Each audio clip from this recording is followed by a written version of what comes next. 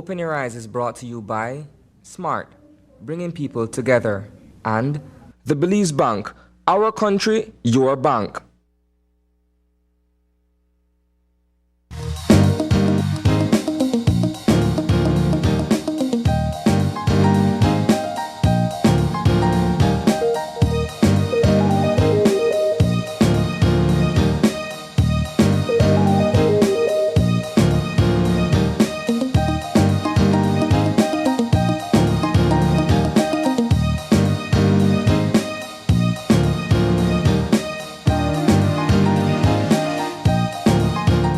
Good morning and welcome to Open Your Eyes. Start your morning right. I'm April Martinez. And I'm Isani Cayetano. Good morning. Good morning, Belize. Thank you so much for joining us. It's Monday. Good morning, Isani. Biti Benafi, April. Biti Benafi. I excited for our morning show. It is the eve of the Garifuna Settlement Day celebrations, but I feel like the entire month of November we've been celebrating as a community, as a media host. You guys did the Culture Tuesdays based on some of the Garifuna stories. I know you did a wonderful story on the Ugundani dance group.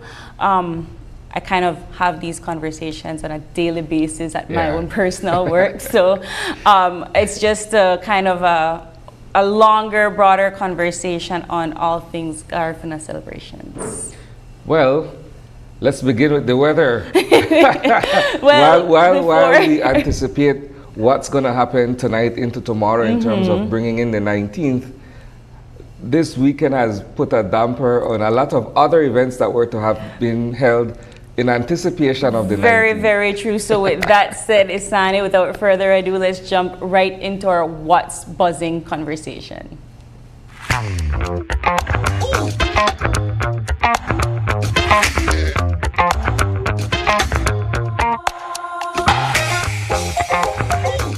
All right, so there was, like Isani mentioned, a lot of events happening throughout the course of the weekend, some that were cancelled due to many the of them, if you ask me, I believe many of them were some of them the show did go on because, you know, and we're going to have that conversation about the weather later on this morning, but some events did go on. I know, for example, the Food and Fet Gala in PG still went on the Friday night, even though the Battle of the Drums was postponed.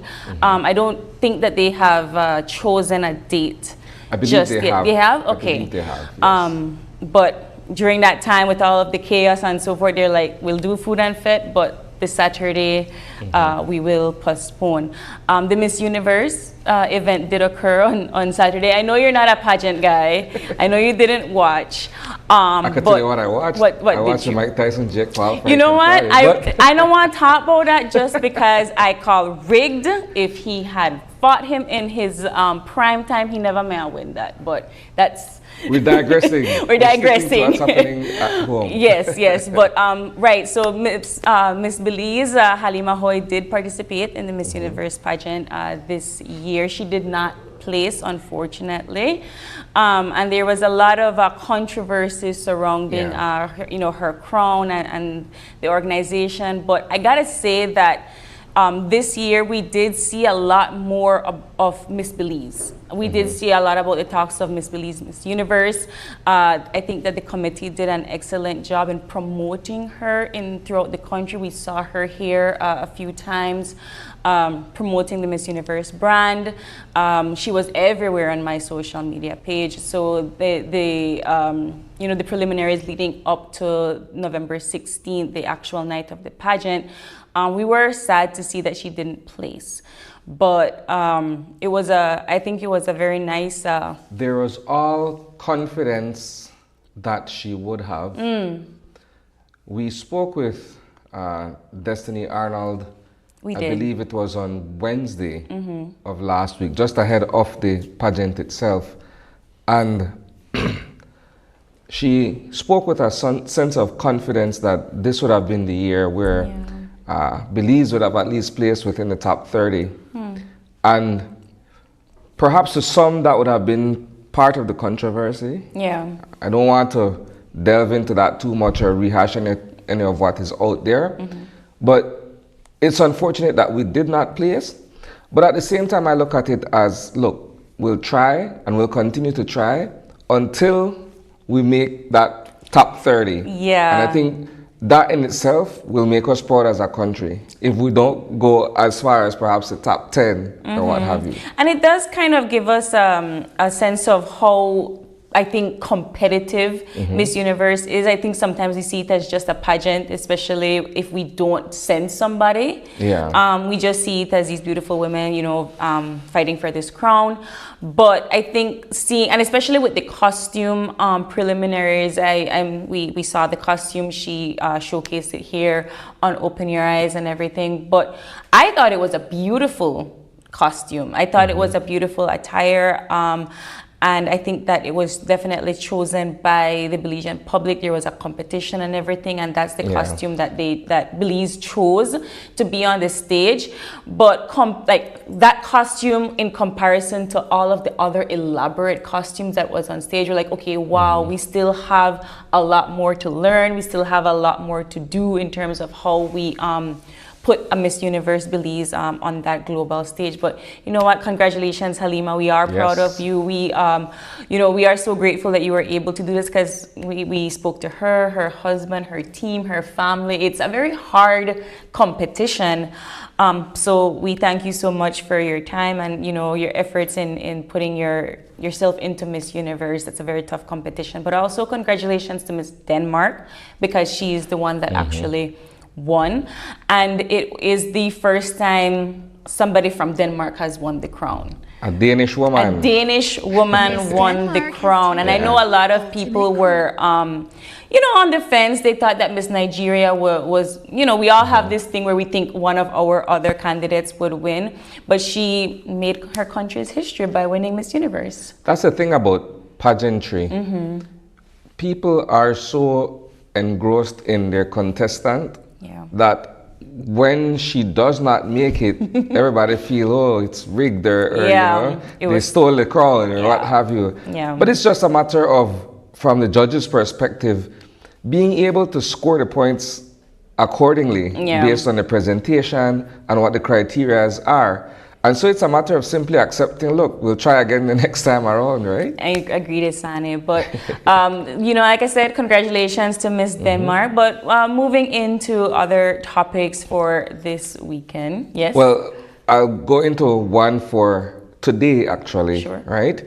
So the opposition leader's documentary, his bio, is out today on Hulu. Yes. I was sent a link over the weekend where I would have been able to preview the documentary before its actual release today. And I won't give away too much. Okay. I'll leave any reviews until Wednesday at least, right? But yes, so his life story is officially out. This is in collaboration with Anscope, a branch or division of Disney. Right, yes. And it speaks to, in a sense, and I'll use the expression loosely, a sort of a rags to riches story.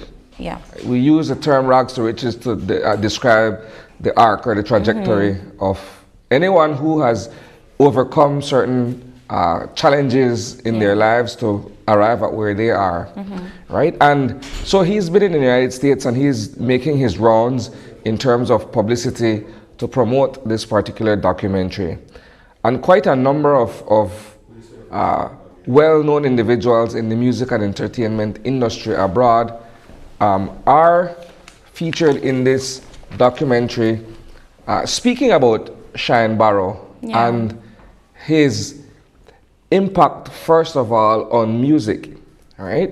And so while we at home, for the most part, are caught up in the politics of what's taking place locally, perhaps some of us tend to forget that here's a man who made his name initially as a rapper, signed to Bad Boy Records in the aftermath of the murder of the notorious B.I.G. And comparisons were made with The Voice and that baritone that the both of them as artists have, right? But it speaks to the night in Club New York in 1999 and him being convicted subsequently and sent to jail for 10 years and so on. What I'm most interested in, and this is something that you rightfully mentioned, we know just one side of, you know, him here. Yeah. And I'm speaking for myself because I have to go in and watch this documentary with a clear, objective perspective. And I would encourage most Belizeans, I will encourage all Belizeans to do that. While it's difficult to separate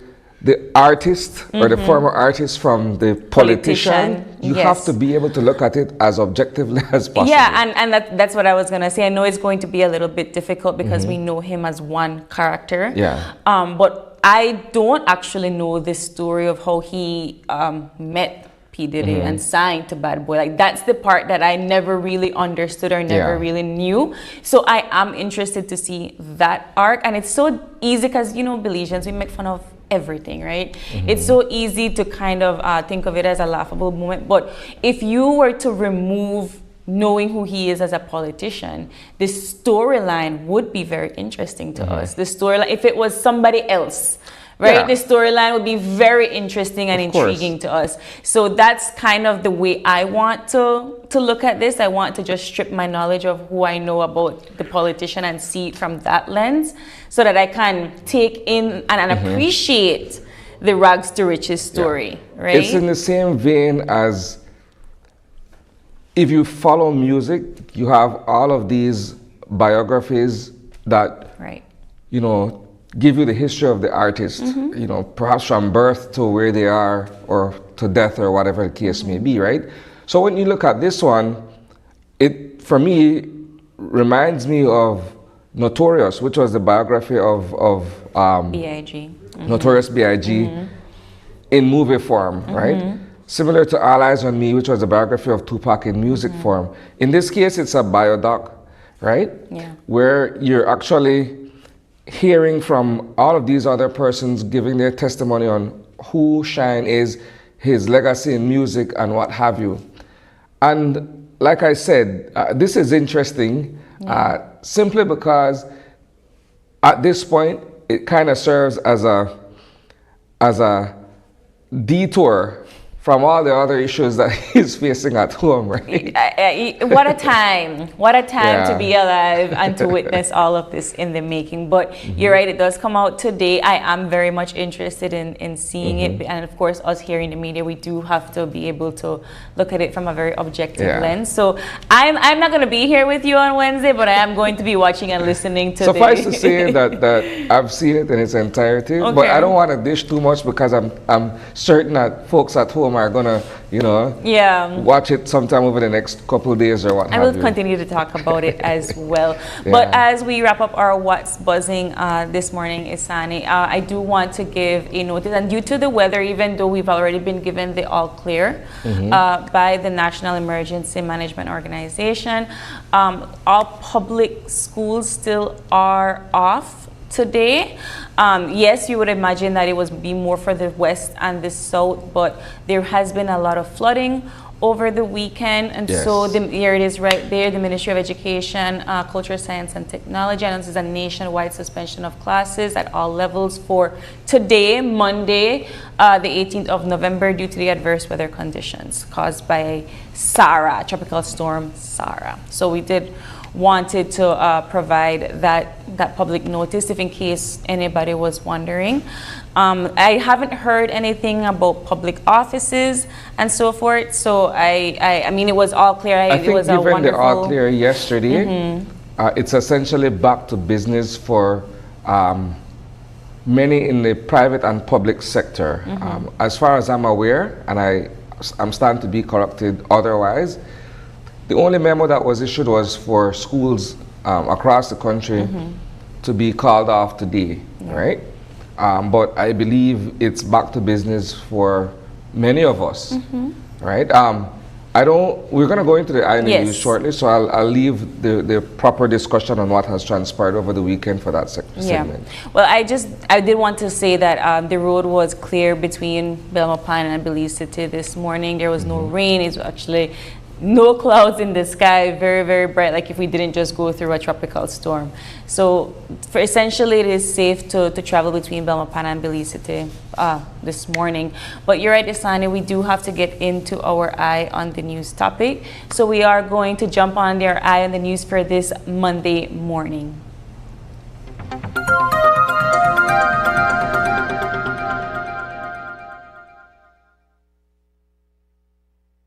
All right, so naturally our conversation for the Iron News this morning has to be on the weather that we experienced over the weekend. And I want to begin first of all by commending the National Emergency Management Organization for doing a very, very thorough and diligent job of keeping the nation informed. Yeah. I am part of a group where information is shared with the media, and in terms of the daily scheduled press briefings, we've been able to share those media briefs with the public via our live stream and what have you. And so we've been able to keep the country informed of what's been taking place. So I just once again want to commend NEMO for that. But all eyes are on the Cayo district at this point in time. Yes. We've been following the progress of the flooding situation out west. And videos have been shared, images have been shared of the rapid rise in water level, both the Makal and the Mopan River, right? And the fact that if you look, this is at the San Ignacio. Welcome to yeah, market. This is in the low lying by the wooden bridge, they call it, right? That market area there. And this was before it was completely inundated. Yeah. Right? So this was on Saturday, where the water level was rising quite rapidly. And at a point in time, Fortis also issued a statement that the dam at Chalio had already begun spilling over. That's an indication of the amount of water, you know, that's coming downstream. And naturally we were able to see that because, as I mentioned, footage was shared where the entire area was underwater. Now, I've seen this several times before in my professional life, and I'll tell you this much: every time it feels like it's something that's a phenomenon to me, right? I don't live in the Cayo area to experience it firsthand, but seeing it, I'm like, how, in my mind, because I think of San Ignacio as being on a hill, right? Yeah, yeah. And so in my mind, how does it, but it's a valley if you really think of it that way, right? Some parts are on the hill, some parts of San Ignacio are. Yeah, and so it's easier to understand how water collects in that area. And here's the thing, all of that water will make its way eventually down the Belize River system and flush out into the Caribbean Sea. So what we're seeing upstream is, in a manner of speaking, previews of upcoming attractions for us when it comes downstream, all of that water. But that's a conversation that we would have with the chief hydrologist. But it's simply to say that today we'll certainly be out there trying to speak with residents who would have been affected by the weather system over the weekend in terms of flooding and the excess rainfall that we experienced. Yeah, I venture into the West a lot, and I think the geography layout, right? The geographical layout of where the wooden bridge is to where the sign of the San Ignacio sign is behind you, actually, that's a lot of water. And I think that, yes, kudos to NEMO and kudos to everybody that was trying to assist in ensuring that everybody went out to safety. But I think, Isani, as I was watching and listening and paying attention to the constant weather updates, I feel like we still haven't gotten to a space yet where we have a plan. And I say this as Belizeans, you have an emergency plan. We talk about the hurricane season, we talk about flash flooding, we talk about tropical storms. I believe we had a minor landslide on the Hummingbird Highway as well. We have all of these conversations about the imminent causes of natural disasters that affect our country. And I think that it was Saturday morning where you caught footage of vendors still trying to remove themselves out of the area in San Ignacio while the rains were coming down hard, while the area was getting flooded. And we were having this conversation about the tropical storm from Wednesday. NEMA was setting out its advisory from the beginning of the week. Yeah. Right? And that's a delicate conversation if you're talking about persons not having a plan. Preparedness. That's your livelihood though.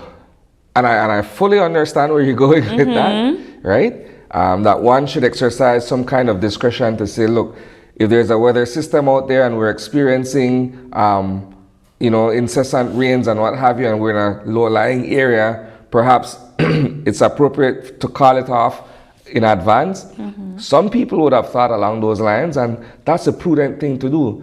But in some other cases, people are going to wait it out because their bread and butter depends on being able to vent from that particular location, perhaps. I get it and I hear it. It's just one of those moments where I think we all have a part to play when it comes to, especially now with climate change. We all have a part to play to ensure that not any more loss of life occurs. And thank goodness, so far we've not heard of any loss of life due to this. But I think for us here in Belize, we're in the belt of these systems. We get them every single season, even if we don't get a hurricane, we will experience severe rain, severe flooding, and so forth. And so it is in our best interest to take caution. Yeah. Right. I saw in the video just now of crocodiles and persons that are trying to get from point A to point B, and I remember the press briefing that Nemo had.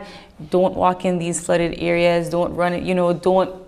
Don't get yourself in a space where you will have to travel from point A into point B into these flooded waters because you don't know what's in them. Yeah. And not just the alligators, but prominent diseases and so forth. Right? You can catch something.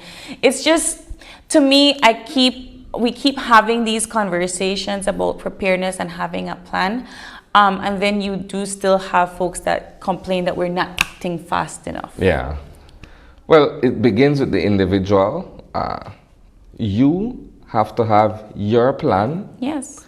And your plan has to be able to fall in line with NEMA's operation in terms of if you find yourself in an area where you need to evacuate, you ought to do so early enough so that the responders wouldn't have to risk their lives at the very last minute to try to get you out of an area that is being affected. The only thing, perhaps the silver lining here, is that we're nearing the end of the actual hurricane season. So we're like 2 or so weeks away from the official end. It's not to say that we don't have at times out of season weather. But for me, that's the optimism that I have. You know, considering what all has happened this hurricane season, the fact that we've been spared a couple times, right? Okay, so we're going to be joined shortly by the chief hydrologist to share with us some more information from her end. But as I was mentioning to you, April, when you look at what happened earlier in the season with Beryl, right? We dodged a serious one there, right? And so by comparison, perhaps, the fact that we avoided or Beryl steered clear away from Belize, you look at a tropical storm, it dumped several inches of rainfall and we have all of this water coming downstream. That to me, bad as it is for those who are affected, is still better than facing a Category 4 or a Category 5 storm. I wouldn't want to hazard where Belize would be or how we would look in the wake of that kind of a catastrophe. I have to agree with you. We had several Category 4 and Category 5 hurricanes this season. And I mean, we still can't forget that Lisa was just a Category 1 hurricane and the damage that it did to Belize City. Beryl was also just Beryl turned into a Category 4 at the end, but it plummeted through Grenada like nothing, right? So we are grateful that we were not severely hit this hurricane season. You're right, we do have 2 more weeks to go, so we're not out of the woods just yet. But it alludes to the preparedness that we need to have. It alludes to the conversations around the climate change that we need to constantly have. The folks at COP keep having these conversations, and it's, again, this is the result, right? Small island and developing states like us that keep getting affected. So we are joined this morning, and we are going to continue having the conversation about the weather by Chief Hydrologist, Ms. Tennille Hendy. Good morning, Tennille. How are you? Good morning, Tennille. I'm doing good, trying to get some rest from the weekend. I could imagine. We appreciate your time here, getting up early with us this morning. The last update that we had with you all was yesterday. It has been given an all clear. We are out of the woods when it comes to Tropical Storm Sarah, but now we are seeing the effects of flooding and the water coming downstream now, trying to get out. Let's talk about that. Let's give us that update. Okay, so what we are still experiencing is severe flooding, especially starting in the Cayo district with the Macau River. We're seeing the Mopan River rising now and moving down into the central region. We're seeing more tomorrow, having severe flooding as well. And so we expect in the upcoming days that as the floodwaters move down the river stream, that lower communities will be experiencing flooding in their areas. How quickly, and I hate to ask a hypothetical question, but it's just my curiosity, so you'll forgive me. In an area such as San Ignacio, where you have the branch mouth where both tributaries meet, how quickly does an area like that drain off, more or less? It depends. It's a bit complex. The Mopan and the Macal join at branch mouth, as you said, to form the Belize River. Both systems are flooded at this time. And the Mopan has a bit stronger stream flow than the Macal. And so what happens is that the water from the Mopan will drain off quicker than that from the Macal. So effectively one backs up the other one. Okay. So once the Mopan is flooded, some of the waters, it will slow down the process of discharge from the Macal River system into the actual Belize River channel. So that's something that we always need to be cognizant of. We think 2 rivers, a lot of rain, both flooded. It should discharge its water very quickly, but that's not the case. There's a whole other set of complex dynamics that goes with river discharge. Yeah. My other question, all of that water will eventually find its way downstream, right? Is there perhaps any forecast as to how long it would take before we, perhaps here in Belize City, begin to feel the effects, or those along the Belize River, let's start there, would begin to feel the effects of all this flooding? Okay, so under normal flooding conditions, it takes about 3 days lag time between the upper reach to the middle reach and then to the lower reaches of the Belize River. And the lower reaches meaning River Valley area and then essentially coming down to Belize City. But what we need to be cognizant of is that there are a lot of streaks and streams. We call them trellis. It's like a vine. It has a lot of outlets. And so some of the water will discharge into those areas. So we're seeing areas like Grace Bank and other little creeks and into the Crooked Tree Lagoon and into the wetlands. We're seeing that those areas will absorb some of the flood water. So it's not necessarily all that's going downstream, but most of it will be going downstream to the lower communities as we get out to the outlet in the sea. How would it affect those communities? Would the flooding be as drastic as it was when it's coming from the west?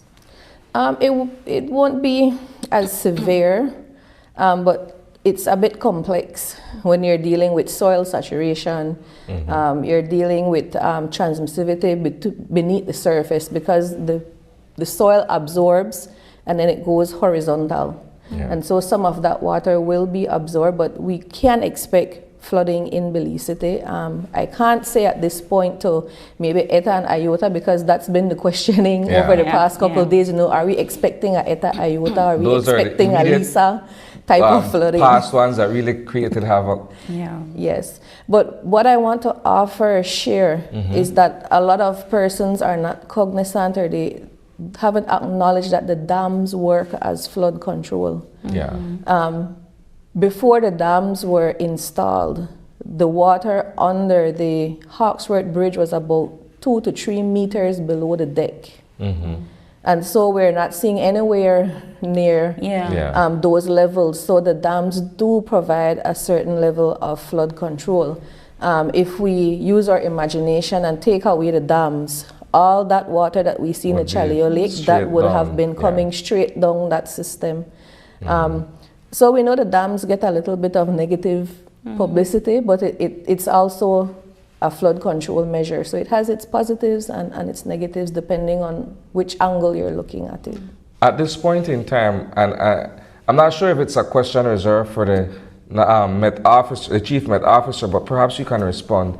Do we know definitively at this point how many inches of rainfall we experienced over the weekend? It would be for the Chief Met. They are the ones who monitor rainfall, but from recollection, I believe it was something around 12 to 14 inches. And we expected another 4 inches thereafter. But to get the final figures, I would say check with the Chief Met. They are doing their reports and their assessments of rainfall captured during the event.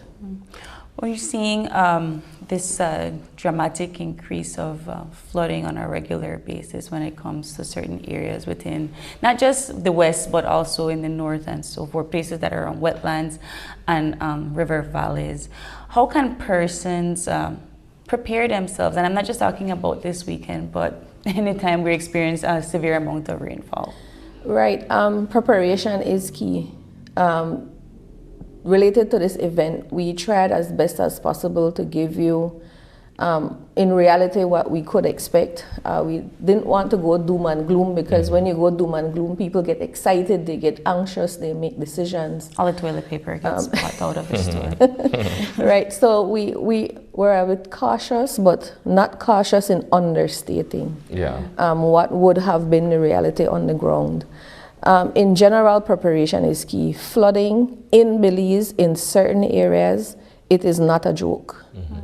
You can be washed away with 6 inches of fast-moving water, and that's for a car. That's not even for us. It's for a car that weighs tons.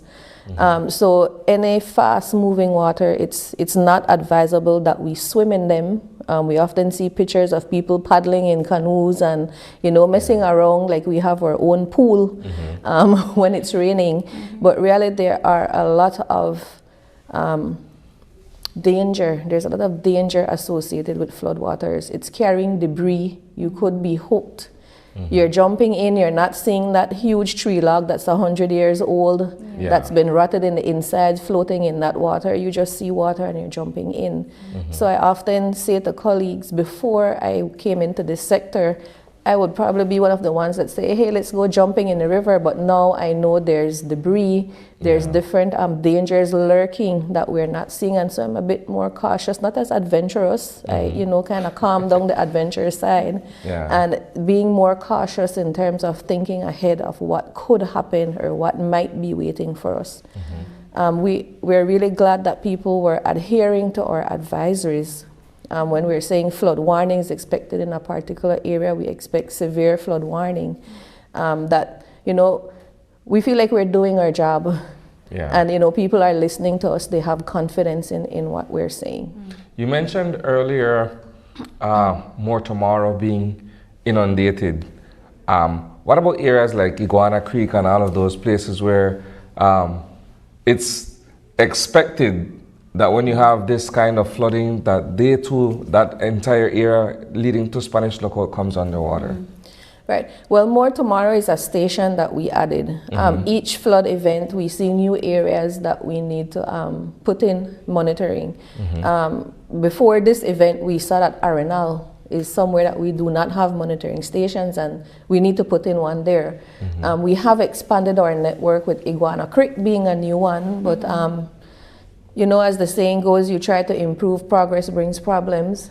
We had an entire station valued at about $20,000, just the equipment, and someone stole the entire equipment. So through another partnership, we were able to just reinstall, but we were not able to calibrate the sensor. So, you know, when we urge the public that when you see new fancy things, new shiny things, it's not necessarily, you know, $5 for it. It's very costly, and it's there to protect and to save lives. But going my natural question, forgive me, my natural question is, what would they be doing with that kind of equipment? Usually the attraction is the solar panels. And so if you don't know how to disconnect the solar panels and the batteries, and you don't want to be there 20 minutes trying to open this thing, and someone sees you on the way, you just take the entire station and just take what you want and leave the rest. So the solar panels are often the attractor in this equation. Wow. I don't even know. You're right, what would they do with it? But we spoke a lot about the west and the Mupan and Makala River. The Sibun River was also flooded, and parts of the south and in Dankrega were also flooded. Can you speak to an update on the south as well? Okay, so initially we didn't see the rivers in the south rising. However, after noon yesterday, we saw them starting to come up. We had our observers who were calling us and saying, hey, you know, this is a video. This is where the water level is. This is the reading on your manual gauge. And so we expected that it would not have been immediately. It would be connected to the rainfall received in the Maya Mountains coming down. But we did see one particular system rise within an hour, almost 3 feet within that hour. Wow. And that's the nature of those rivers in the south. They're very, very prone to flash flooding, and that's why when we issue the advisories, we try to put in that little reminder that, you know, these rivers are prone to flash flooding. They come up very quickly without much warning, but they also go down very quickly. So we're starting to see that rise in the south. We expect them, as we check, to have some increase. We're hoping not to the levels that we're seeing in the Makal, Mopan, Belize River system. And even in the north, throughout the entire event, we were seeing decreasing levels in the north. And we're saying, no, the forecast is for this to increase. And so when we started to see it increase, we were like, okay, there you are. We were waiting to see when, you know, you would start increasing. So we're starting to gradually see the rivers in the north go up, and this is normal. The system has crossed us. It's now getting into, it's been in Guatemala, parts of Mexico, and we're the downstream. We're the lowest part of the basin. And so we do expect that waters will flow from high to low, and it will use the least part of resistance. So the easiest channel, it will find its way there and makes its way to the coast. So more than likely we'll experience flooding from the effects of this. Right, so the north could expect to see an increase in those flood stage levels that they were having. I know they're getting a raw deal this year, where they've been under flooding for at least three weeks going into a month. But unfortunately, Mother Nature will do what she needs to do, and we don't have much control over that. Is there anything else you need to share with us that perhaps April and I are overlooking? Not really overlooking. It's more of a comment and thanking. I would be remiss of me not to thank my staff for the help over this weekend. They were a tremendous source of support. We were right down to the wire, re-looking at our forecast, making sure we got it right, updating the models just to make sure that the public had the absolute last minute, most updated forecast going forward. Yes, and of course, thank you to your team as well for giving us an update. You all were updating us from Thursday all up until yesterday, so thank you guys so very much. And from one weather update to the other, Isani. But we do have to wrap up our Eye on the News segment for this morning. So yeah, details of these stories, of course, certainly we will be carrying full coverage of the flood situation out west. You will be able to catch that live on 5 at 6 p.m. That does it for this morning's Eye on the News.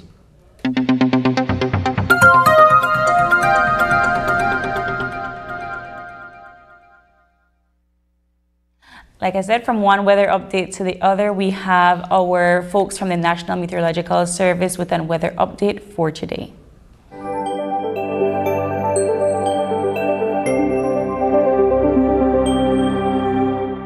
Good morning, Belize. Mainly fair weather conditions prevails over our area. The 24-hour forecast, skies will be sunny with a few cloudy spells today and partly cloudy tonight. Showers or thunderstorms will be isolated.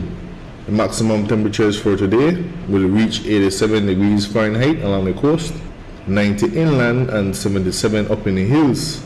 The low temperatures for tonight will be around 79 degrees Fahrenheit along the coast, 73 inland and 67 up in the hills. The winds will be from the east, southeast at 10 to 15 knots, and the sea conditions will be moderate. A low tide will occur this morning at 6:09, a high tide this afternoon at 12:21, another low tide this evening at 5:03, and another high tide tonight at 11:16. The sun rose this morning at 5:59 and will set this evening at 5:16. The moon will set this morning at 8:55 and will rise tonight at 8:05. The outlook for Tuesday and Tuesday night is for mainly fair weather conditions. Showers or thunderstorms will be isolated with the chance for a few more over inland areas Tuesday afternoon or evening and over the north Tuesday night. In the tropical weather outlook for the North Atlantic, the Caribbean Sea and the Gulf of Mexico, tropical cyclone formation is not expected during the next 48 hours. For more details on our forecast products, please visit our website at nms.gov.bz. With that, we end this morning's forecast from the Belize National Met Service. All right, thanks to the folks from the National Meteorological Service for that weather update. Jumping into our show lineup for this morning, it is our Garifuna Settlement Day special here at OYE. And so we're gonna kick things off by having a conversation about the history of the Garinagu, where they are now, the progress of a resilient people, and that's going to be our first conversation for this morning. Our second segment will be a presentation, if I could describe it as such, April. It's called Feeling the Beat with the Wabagari Dance Group. So we're going to be joined by the Wabagari Dance Group, and you're going to be getting some live drumming and some performances from them. We all on for the punta two-step. We'll see what gives this year. And in our third and final segment, what better way to celebrate Garifuna Settlement Day than with some Garifuna cuisine? So we are going to have Chef Ainsley on the show, and I'm not really sure what we're going to be chefing up, but I know whatever it is, it's going to be amazing. So you don't want to miss that segment. But before we get into all of that and more, we are going to take a quick break, and when we come back, we'll kick things off with our Garifuna Settlement Day special. Don't go away.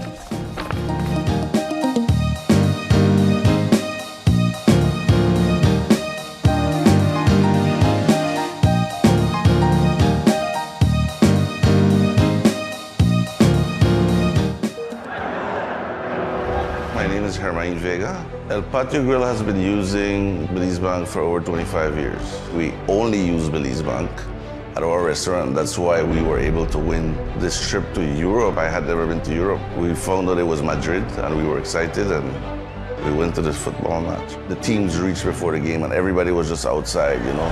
You can't explain it. The noise just roared like 3 blocks down the street, but when you got in there and you saw 70,000 people in there, that was amazing. I couldn't believe it was happening. I had to pinch myself to make sure it was real, you know, because it's a one-in-a-lifetime experience, I'd say. My lucky plus one was my son. He's 18 years old, so he was really excited and he enjoyed it as well. He said it's his best trip ever, so it's a priceless experience that we got.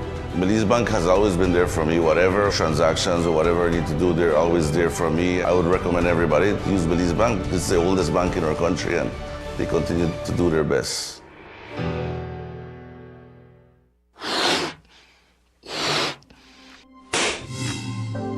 Rising prices got you down? Well, let Benny's lift you up in these tough financial times. Right now, get low prices on construction materials, such as lumber. And whenever you make a purchase, remember to get your B-Box, which is free money. Only at Benny's, quality and savings.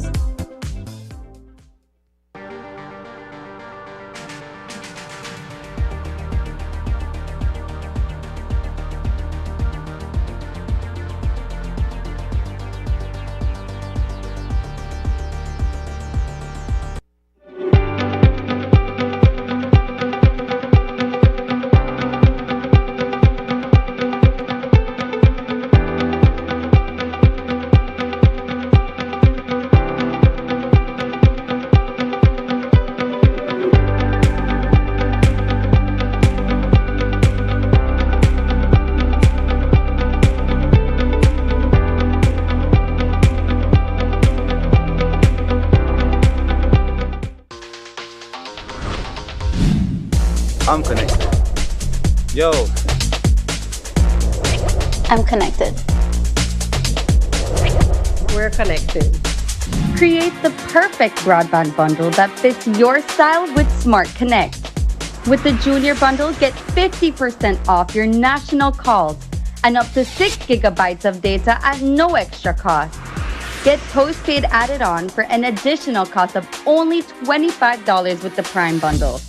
Stay connected with unlimited smart-to-smart calls plus 6,300 megabytes of data and free international minutes. For the family, get the Binge Watchers bundle with Netflix add-on for only $28.13 more.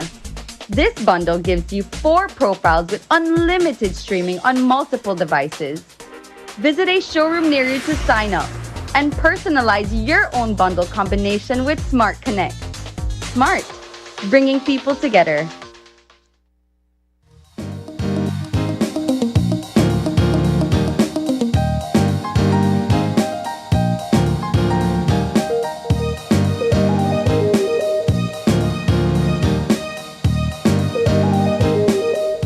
And welcome back. Our first segment this morning is a discussion on the history of the Garifuna people, all the way from St. Vincent to the Bay Islands of Roatan to Belize, right? Right. All right. Here to have that conversation with us this morning is my father, Sebastian Cayetano. Good morning, Dad. Good morning. Hi, good morning, Simon. Good morning, April. Now, as we begin, continue this year's celebration, our theme was Afedo Home Wagut, Afan Home Wanichug, meaning celebrating our roots, sharing our culture. And so we begin. I would like to begin by explaining who is Garifuna, what is Garifuna. Garifuna is a person comprised of 3 groups. We have the Amerindian, Arawak Carib African, with the African hailing from West Africa, Nigeria, Ghana, Sierra Leone, Angola, Liberia, etc. And of course, the indigenous people, the Arawak Carib, hailing from Orinoco River, Venezuela, South America. This is way back to 1200 AD. The Arawaks were the first to move from Orinoco River to settle the large islands of Cuba, Haiti, Dominican Republic, Puerto Rico, Jamaica. These are the Arawak Islands. The Caribs chose to settle the small islands of Guadeloupe, Antigua, Barbuda, Martinique, St. Vincent, Barbados, Grenada, Trinidad and Tobago. These are the Carib Islands. And they were there in 1492 when Columbus and the Europeans began arriving, with the Spaniards coming first, followed by the French and then the British. Their aim was to create wealth for Europe, not bad an idea. But the saddest thing was that it meant the enslavement of the indigenous people, which is totally, totally wrong. In this case, and I admire our Garifuna people.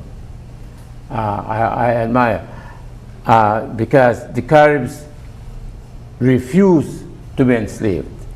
The Arawaks and the Caribs refused and rejected the idea of slavery, and so they were prepared to resist, and resist for 300 years, from 1492 until 1795, with the assassination of our paramount chief, Joseph Tatier, 14th March, 1795. Okay, and I'm happy how the Vincentians have honored Tatier. In the year 2002, Tatier was made the first national hero of St. Vincent, and then a national public and bank holiday proclaimed in Tatier's honor every year since then. But that being said, and I understand and respect the fact that they have embraced that part of their history. Yeah. One could argue, though, that a lot has been lost amongst Vincentians in terms of being able to understand who Joseph Chatouillet was and how important he was to their nationhood. That's perfectly true, son. As a matter of fact, after we were exiled in 1797, Garifuna was banned. The speaking of the language, the practice of the culture was banned by the British on the island of St. Vincent. And therefore, the British did a thorough job of eliminating Garifuna on the island. Very, very sad. And for that, we claim reparation, you know. We are in for reparation for our people.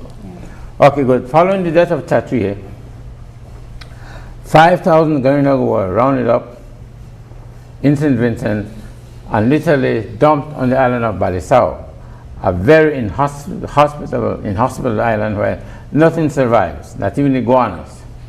Okay, so our people languished there for 6 months, and during those 6 months, 2,500 died. Died of disease, malnutrition, exposure, and starvation. That's 50% of the population that was exiled. Exactly. Remember, 5,000. Yes. So, on the 11th of March, 1797, the British brought 11 warships and loaded the survivors onto those 11 warships, and they left Balisao on the 11th of March, on the way, all the way to Central America. Now we arrived in Roatan, Honduras, Central America, a month later, 12th April 1797. So we've been in Central America since 12th April 1797. And on that journey, 500 more died. So you add 500 plus the 2,500, so actually 3,000 died out of the original 5,000 who left St. Vincent. Okay. So we arrived in Honduras, and then they landed in Roatan. They eventually went on shore to Trujillo, and then we began to spread. Some went to Guatemala, some tried to return. They went as far as Nicaragua. Majority remain in Honduras. There are over 200,000 Garinagu in Honduras today, with about 42 settlements. Some went to Guatemala. 1802, we arrived here in Belize. 1802. Okay, and then in 1823, following a massacre, see, Garinagu had supported the royalist cause in Honduras, Spain, against the rebel Francisco Morazan. Unfortunately, Morazan won. He declared independence 15 September 1821. And so the Garinagu were hunted as reprisal, no? And it was for that reason that Captain Alejo Beni brought over 150 Garinagu to Belize, sought permission with Superintendent Cordia to remain in Belize. He objected at first, the second, the third. When a pregnant lady was shown to him, he said, yes, you can stay, but you go south. And so we went south. Alejo Beni would travel south with the crowd, and then they landed, they saw the northern Sand Creek River. Beautiful at the time, beautiful, fresh flowing, fresh water. Then down the Greek, Jabawachigawatari, crystal clear water. We're going to build our plantation here, we're going to settle here at the mouth of the northern Sand Creek River. One of the things that I can appreciate about our heritage is that we know the story. Right. Right? But what I think Isane alludes to in terms of cultural loss is that there's perhaps not a lot of documentation on our history. So the stories we know, the stories that our ancestors told us, it's all oral history. Yeah, much of it is oral. Right. So. But of late we've been writing, and it's best that we write our own story to tell it as we see it. Yes. Yes, as we know it to be. As we know it to be. As we know it, exactly, Yes. exactly. But then, in looking for a story, one has to be seriously interested to do the research, to dig up. And it's there where the Garifuna Museum comes in. It's an excellent place for research. Yes. We do have quite a lot of material there. I asked the follow-up question because for many Belizeans, we're still learning about Garifuna heritage. Right, that's true. We see a lot of our research being done in the journey from St. Vincent to Belize, and now we have a lot of Garifuna in the American diaspora. That's right. And so forth. The language itself was not a language that was meant to be written. Exactly. So how do we document a language such as that? And then a language that isn't meant to be translated word for word into English either. But listen, Garifuna has been written way back since the 1700s, you know. Written by one Father Raymond Breton, a Belgian priest who had lived in Dominica for 20 years, where he studied Garifuna, spoke the language, and then wrote the first Carib French dictionary, first French Carib catechism, and a few other books. Okay. Yeah. But I'll tell you this much though, as easy as Garifuna is to learn to speak, reading it is a challenge when you get to some of the... And that was why I asked the question, because for somebody that is not a Garifuna speaker, because my grandma never teach me, I try my best to pronounce the words in the most accurate way, but my mouth just can't move that way. I would say Garifuna is no difficult than the 6 languages I speak. Garifuna, Maya Quechua, Maya Mopan, Spanish, English, Creole. How much of them do you could talk? I'm fluent in Garifuna. I've mastered English back and front. Good with Creole, actually. And 3 out of the 6. Conversational Spanish, so they're like 3.5, right? Yeah, and presently we're making every effort, my wife and I are making every effort to teach our grandchildren. Yes, and they learn. Courtney's doing well, Corey's also doing well, and then now it's coming up slowly. There was a panel discussion last week at the University of Belize about the language revival and trying to ensure that it's being taught in all levels of school. Yes. Right. We know that Gulisi is one of the primary spaces that children learn Garifuna. How do you see the language surviving in the present day? I like the effort that is being made by Battle of the Drums, by Gulisi and GC, and by the 10 schools that are involved, and of course, with the permission given by the Ministry of Education for the teaching of Garifuna in our schools. This should have happened over 50 years ago, but it's happening now. I think that, if I could interject, Matthew Martinez described it best when he says that we're experiencing a renaissance. Right, it is. Where it is being embraced socially across various sectors, right? Exactly. So you look at the government through the Ministry of Education, embracing it in the schools. Yep. You look at Garifuna music, for instance, being the Exactly. chief cultural export of this country. Yeah, yeah. Right? Yeah. So we're experiencing that cultural rebirth, or that Yes. embracing. And with a strong appreciation for it as well. That's what I like. But here's my question, right? And Okay. and as somebody that was not necessarily brought up fully in her Garifuna culture, is it enough? And I ask because, for example, my grandma, who was a Garifuna woman, she did not pass down those important heritage roots Right. to us, right? Right. That was like a soul searching project from my dad, right? No, because like we are a mixed family. Exactly, We look like my mommy, Yes. right? And for him, it's I can't give you this, but I can give you my heritage. And therefore, I will learn what I know of my heritage and give that to you so you can embrace it and be proud of it.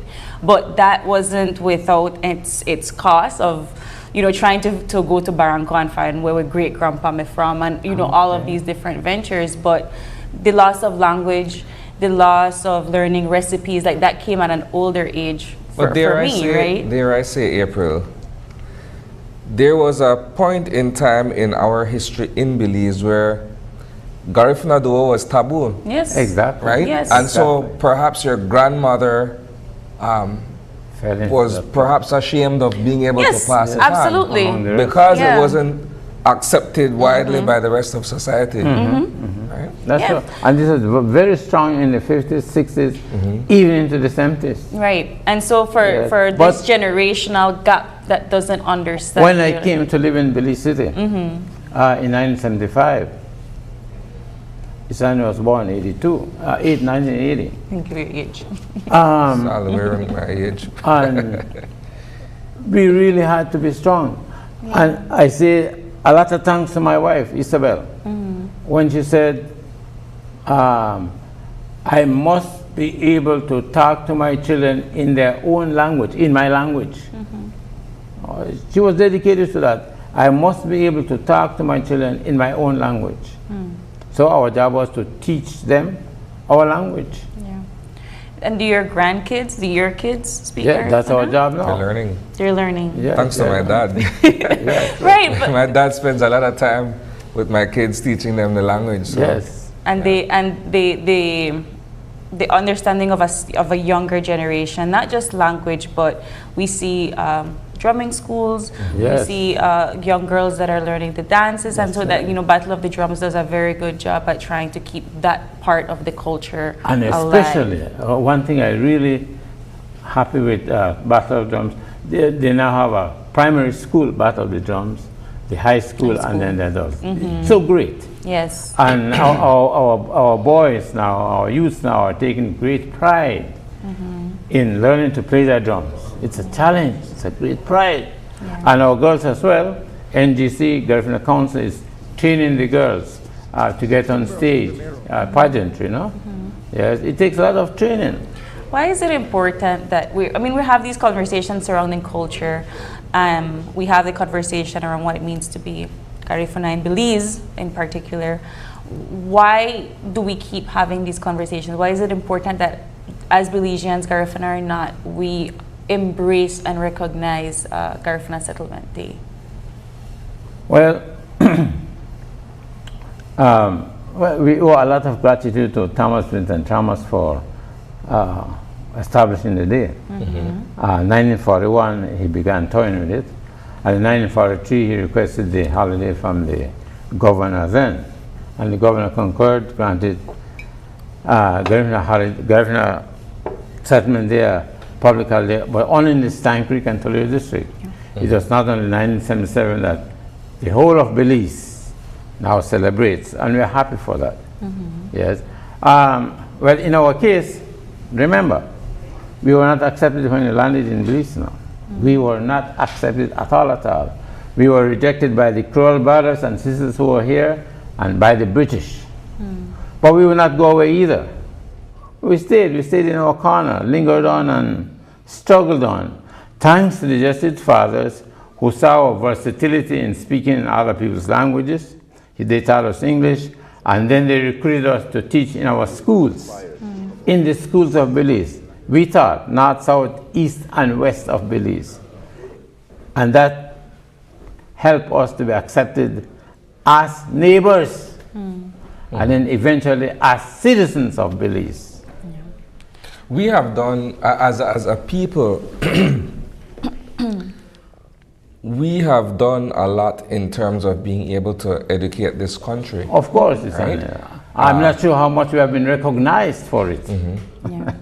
I think we've had conversations. I know personally, we've had conversations with our Garifuna brothers and sisters in diaspora, and we talk a lot, especially the ones in Honduras. Right. We talk a lot about the difference in acceptance, but also Garifuna progress in society. Yes. And I have to commend us in Belize for the way that we have been able to uplift our people here, because in Honduras and in Guatemala there's still persecution, there's still discrimination, there's still oppression. In the spaces where we see Garifuna people in authority spaces, in government spaces, that is non-existent in those countries. So I think we should definitely applaud the efforts of our people and how far they have come. And thanks to education, maybe the British education. For example, we had Dr. Theodore Randa. He was the first Garifuna leader of the opposition in 1981 when we got independence. But since then we've also had 3 bishops. We had Bishop O.P. Martin, and then Bishop Lawrence Nkasi, who passed away recently, and then we have Bishop Emeritus Alvin Moses Benguche of the Methodist Mission. Yes. So we are more for the church than for the politics. Anyway.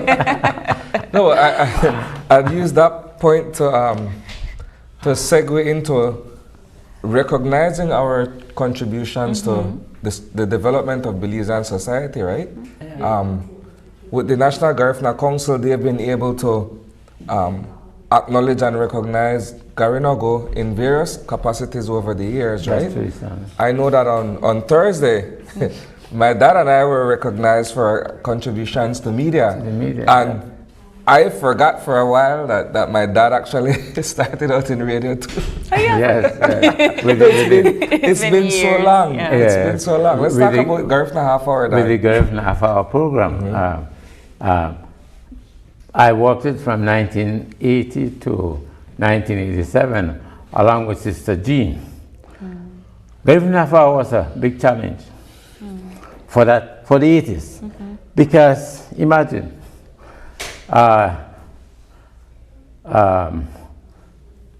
we were told that to have the program, every word we said we were to say in English, every word we were to say in Garifuna must be translated into English. I have objections to it, for the simple reason that the Spanish program is not like that. Yeah, they just speak Spanish. Exactly. Then why subject us to that? Yes, I call that an indignity. And we didn't follow it either.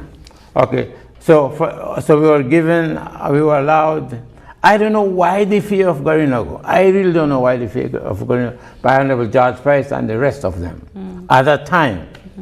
Okay, but they gave us 15 minutes in the first instance. And then after a while we were given half an hour, and then eventually we were given 2 half hours. Yes, and then I was able to recruit many of our young Garinagu. Andy Palacio was on it, Rafael Martinez, Hazel Castro Cayetano, Dennis Zuniga. We were all on the program. And not only us, but Honduras, Guatemala listened to the program, look forward to it. I think that was a good way to keep it around you. If you didn't have Garifuna language around you per se, you would hear it somewhere on the radio, and it would tell you that it exists. And if you are somebody that speaks Garifuna, it's almost like a warmth to hear it in a particular national radio station, right? To keep the language going. And I also have to mention Edison Seferino Coleman for his effort in promoting Garifuna on his shows. So that was your dad's award, right? What was yours? Because I see you get one too. And if I don't hear you talk Garifuna on this morning show. I'm exceptionally fluent, Oh, actually. okay. But this is one of those things, right? I guess the fact that I was born and raised in a Garifuna household, right, where speaking the language was the order of the day, eating the food, listening to music, and being cultured in a sense within the community, that for someone like me, there really isn't anything for me to prove where that is concerned. And we had this conversation this morning. They grew up Right. in Belize City, right? Yeah, we grew up in Belize City. Yes, right at Lake Eye over there. Yes, our beautiful Lake Independence. But see, and there goes my question, right? Because as a prominent Black Garifuna family, you were able to still kind of blend into society, into this Belize City society, where even though you speak the language, eat the food, listen to the music, you are still kind of culturally accepted as a Belize City family. Well, I even want to say if we were culturally accepted. Okay. We impose ourselves. I like that. We were not looking for license, no permission. No We impose ourselves and we owe the apology to nobody. I like that. Because we were who we are and then we lived as we are. And of course, everybody around us accepted us eventually. And so I'll say this, right? I think the beauty of why I love Lake Independence and St. Martin's is because there has always been this coexistence and now a full-on embracing of who we are. So you look at certain families in that community. My family, the Cayetanos, Miss Linda Arana and her family, that's Armin Arana's mom, right? So we are among the prominent families in that community. But the Creoles, the Hispanics, and everybody in that neighborhood, we all embrace each other. Exactly. So when the Garifuna drum strikes up, everybody converges. Yeah. And they already know what it is. I think I don't know if I can speak on that level about Belmopan, but when we're talking about contribution to Belize, Belmopan, when it first emerged, we had selected Garifuna families that made up the first grassroots Belmopan, right? No, there were you have and you could tell by where they live, right? In certain areas in Site 7 and in that middle part of Belmopan where we had the Palacios and the Ramos and the Aranas, they kind of lived in a particular space surrounding Compre School. So my mom, who is a Hispanic woman, when she came out and started to go to Compre, her homestay family was the Palacio family. So she, from a teenage girl, she understood the language, she understood the culture, and she got married my pa, right? Yeah. So it was this already understanding of a culture and then passing it down to the kids. Right. So I have to give kudos to groups like what Matthew and Virgin Martinez are doing, NGC, Battle of the Drums, to retain this this heritage. And we have to, we could talk all about the downfalls and so forth, but I think in terms of transmission, I think we're doing our best. And Gulis is also trying its best in Langriga there. Yes. To all the children who attend there, and that's good. And we need to do more of that. So as we wrap up this morning conversation, Mr. Kaiton, I want to give you the opportunity to perhaps maybe talk a little bit about the events that we can look forward to for tonight leading into tomorrow's Euromeet. Well, this was, I would say this was more before Sarah came on. The plan was there will be drumming, I suppose, by Civic Center, either by Civic Center or by Barranco City. Well, definitely Barranco City, or by the hall, by Swift Hall, by St. Martin's. Okay. And then tomorrow, we are going to have the reenactment, Jerome. They should land at by Belcan Bridge there. Yes, and then parade all the way to St. Martin's Church, where we'll have Thanksgiving Mass about 7:15, 7:30 in the morning. Okay. And then likely either go into Swift Hall or parade back to Civic Center out there for the official ceremony and for the drumming, eats and drinks and the rest of the day. Wonderful. Yeah. All right, and that's happening here in Belize City, That's and I believe that Dangriga and Other PG and places they will also be having their reenactment as well. But Exactly. honestly, thank you so much, Mr. Cayetano, for dropping in and having. I enjoyed this conversation. I could talk about this all day. But thank you so much for dropping in this morning and sharing a bit of our people's history with us and our viewers. Well, and with that, we are going to take a quick break. And when we come back, there's more of our Garifuna Settlement Day special with the Wabagari dance group. I know I said that wrong. Wabagari dance. Wabagari dance group. Don't go away. We'll be right back.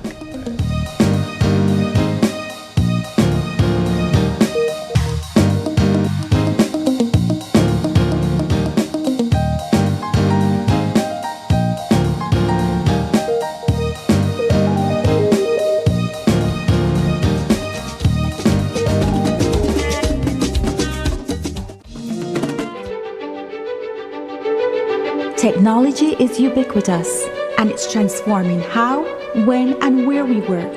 Fulltech Systems is placing award-winning devices in the hands of information workers, allowing them to work without compromise in a world without wires, to innovate, create, and to maximize productivity anytime, anywhere, satisfying the needs of the desk-centric remote and field worker and every other worker in between. We are providing the industry's best devices to businesses going through the process of digital transformation. Partner with us today to provide the solutions that will allow your employees to work effectively and efficiently to enhance your customers' experience.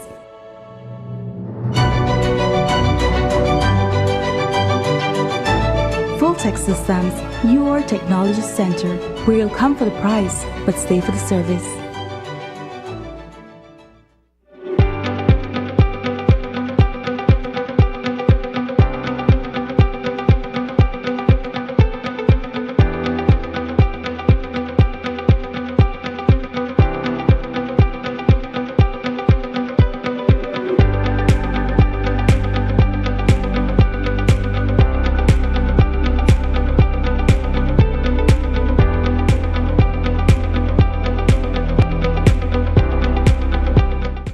My name is Nayeli Yakab. I'm the coordinator of the Benga House of Culture Niche. Before the Belize Bank online service, I had to travel to San Ignacio because we don't have a Belize Bank branch in our community. Now with the service, I can conduct my transactions at the office, at the comfort of my home, just anywhere in the world. It has made my life much easier. I would recommend the Belize Bank digital services to everyone and anyone. It gives you back your time, it's highly reliable, it's available 24/7, and it just makes your life easier.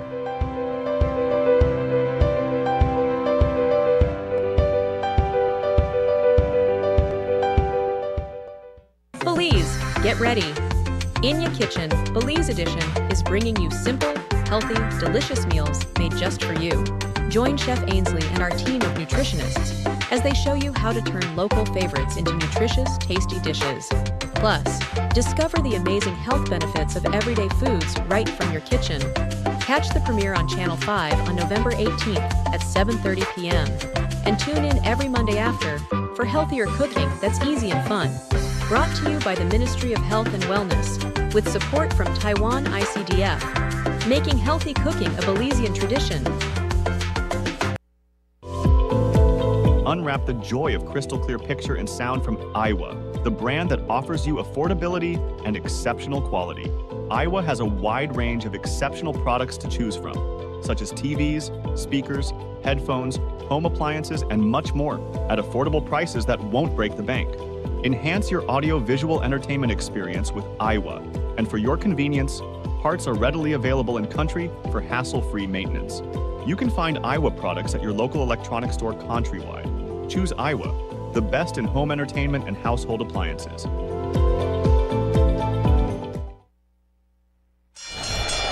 Ladies and gentlemen, this is what you've been waiting for. In this corner, we have the masters of limitless power and unbeatable connection. pioneers of 4G LTE in Belize. It's the undefeated champion, Smart. And in the other corner, struggling to keep up, it's the other guy. Fight!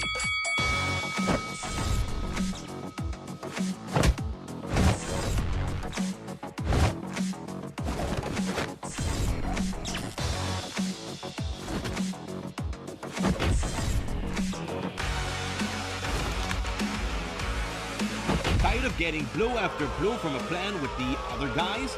It's time to tap out and join the winning postpaid plan provider. Smart's postpaid plans are a total knockout to the competition, and they have once again powered up their postpaid plans. Sign up for one of Smart's boosted postpaid power plans today and experience the victory of superior service. Smart, bringing people together.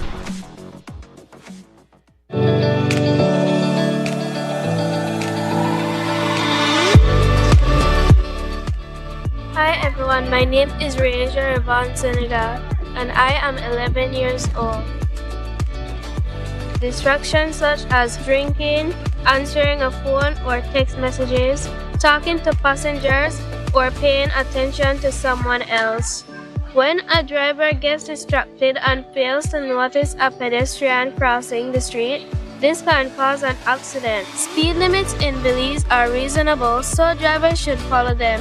Be patient and pay attention to avoid accidents. We are elated and we want to commend BL for this initiative. Our students always want to do more, and we want to thank Raisha for what she's done for the school. We also want to thank BEL because the funds that Raisha won allowed us to have new classroom windows for a lower division building.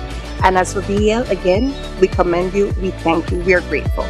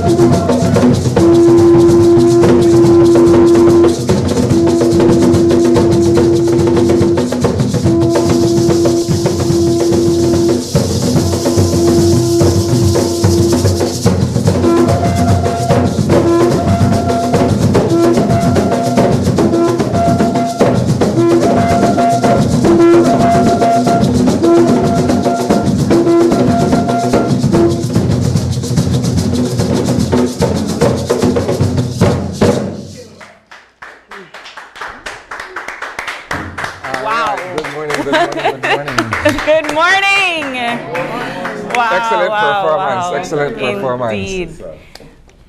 You have to introduce them because I butchered the name. Okay, so what we just saw, ladies and gentlemen, was a live performance from the Wabagari dance group. Once again, good morning. Beat Binafi. We have a director, Ms. Desiree Arzu. Can you tell us the different styles of drumming and dance and songs that were performed just now? Good morning, everyone. Once again, we are the Wabagari, and in English, Wabagari means our life. Yeah, and we are based here in Belize. We have performed in Mexico, in Guatemala, and throughout the entire Belize. And we do different Garifuna cultural dance, like the hugo, the parana, the chumba, the punta, the jankono, different dances. So this morning we had a collab. We did the hugo, the parana, and the punta. Okay. And I noticed the young ladies and yourself, you guys were dancing to the beat of the different drums. And what drums do we have here this morning? This is the segunda. Segunda. We had the primero and the other segunda. Okay, I normally see only 2 drums sometimes, and I was very so it's two segundo and 1 primero. Yeah. Let's talk about your performances as a group and how you all have been able to take the Garifuna culture internationally. Well, our group, we don't only perform in November, we perform throughout the year, throughout the entire year. And what we noticed and realized that most Belizeans now are incorporating the drums in their parties, in their funerals, so it's becoming more common. Yeah. So we try to keep the culture alive by throughout the year. How do people outside embrace your performance as Garifuna? It's wonderful. Wonderful to see that smile on their face, and when you hear that drums beating, they don't want to sit. Yeah. For me, it's the sisera and the conch shell. Right? There's something, the drums come natural. We always have the drums. But when you hear the shaka and you hear the blowing of the conch shell, it's a different experience. This conch shell is something very difficult to blow. You have to have, you have to know how to blow it. You have to know how to blow it. And he's the best. Well, yeah, that was a great demonstration. And you know, as he was blowing the conch shell and listening to him, like, you know, when you have some of those punta rock beats on the radio, it sounds just like the conch shell. The tune, it's the conch shell that they use. And the sisera as well. So when you play the sisera, you would think that just for move it and so forth with the drum, but it's actually really, really hard. I can't. You have to be on you have to be on the rhythm, and you have to be able to keep up with the drum. And I know the young lady all the way today, she may go off up with the sisera this morning. Can you do a technique demonstration, please, as to how you were able to match the beat of the drum with the sisera?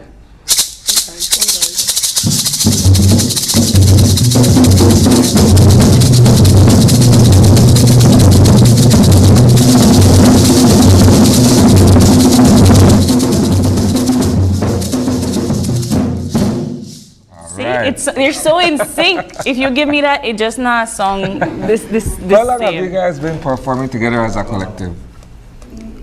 Quite some years, but we have some new members. Okay. Yeah, but it's been years the Wabagari been around. And what I also want to say, we have not only Garifunas in our group, we have 2 Creole. Actually, he's a Creole and she's a Creole. All right. Well, yeah. Welcome. Yes. Welcome. Also, you guys can join too. You're welcome. I'll give it some thought when I ask you. But since your group has been around for so long, how do you all recruit and teach young people the different styles of Garifuna drumming and dance? We welcome, like whenever we are at our house and we're practicing, the street is always full of kids. Yeah. It's always full. The neighborhood is dancing downstairs. Some will come upstairs. Some will try and play and those stuff. So we try to help them and teach them. As there's something about the drums, right? Once the drums start beating, you call everybody from the neighborhood, right? Something about the drums. But how do you teach the dance? Because well, Isani, he know how to do it. But like, how would you give me a crash course?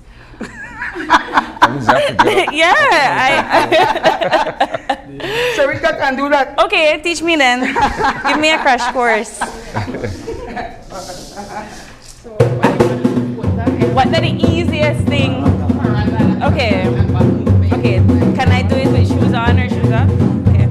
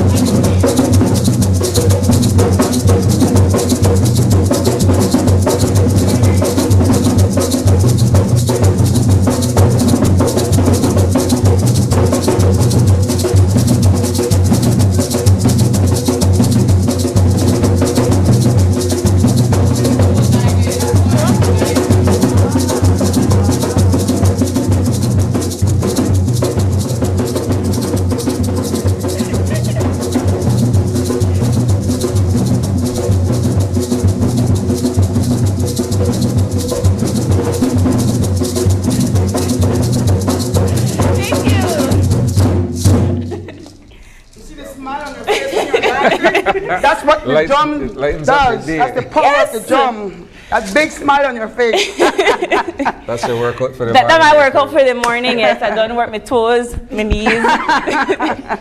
And so, where have you all been performing so far for this month? Wow, all over. Today we have a pack day. Where are you guys going to be later on to bring in the 19th? We'll be at the Civic Center. Okay. Then after we'll be at the Buccaneers in Ladyville. Wow. But we'll be throughout the day we'll be in City Council downtown. We'll be at Belize Bank. Yeah. At the Carl Hushner Memorial Hospital. Fully booked out. Fully booked. BWS, BTL. Yeah. Wow. Fully booked out. I just also, while we're having this conversation about music and dance and song, you all also sing in Garifuna. Can you talk about, can you talk about the different songs and perhaps what they mean? Okay, the first song was Wakuchi Bungi Wagambabe, which way like a whale. So throughout the song, basically, the background behind the song is that they're seeking God and they're asking Him to look over them day by day. Day by day, yes. So, for example, Wabagari Bale Wawago, basically they're asking Him to blow your gentle breeze. Yes, blow the gentle breeze above them. Day after day. Yeah. Okay, see, well, you couldn't tell me that.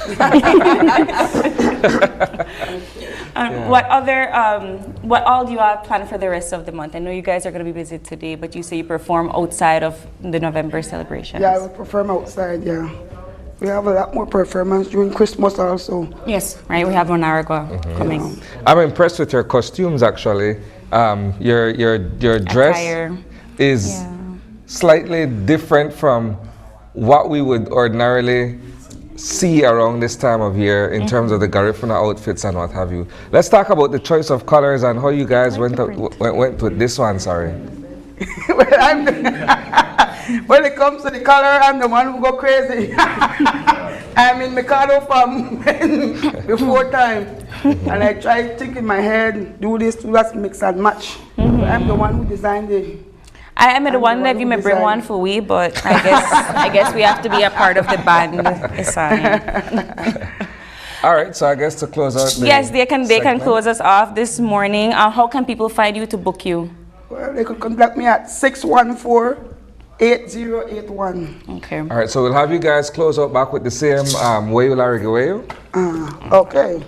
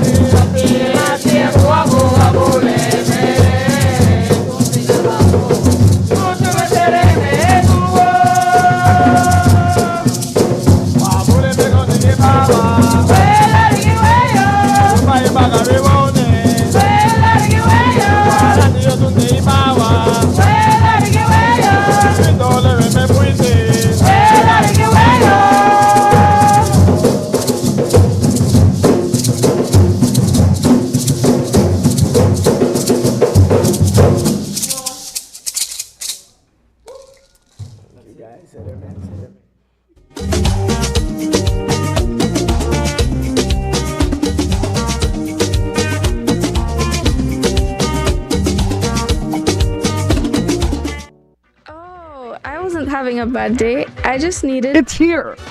the biggest sale of the year. Get ready to find your happy place at Builders Hardware with our happy sale from October 15th to December 31st. Whether you're a professional contractor or a DIY enthusiast sprucing up your home, we got unbeatable prices that will put a big smile on your face. Now is the perfect time to give your wall a fresh look. Get 20% off paint and a whopping 25% off paint supplies. But wait, there's more. From our stylish light fixtures to fans and AC, we got everything you need to elevate your space. Now at 25% off. And for the finishing touch, check out our wide selection of tiles, where you will surely find the tile to match your style, all at 25% off. Plus, with 30 to 50% off selected items, you will find what you need at a price that will surely make your pocket smile. We also sell sand and gravel, blocks, roofing, and so much more. Yes, you can get all your materials from construction start to finish right here at Builders Hardware. Don't miss out on our happy deals. Tell your friends, tell your family. Come visit us, save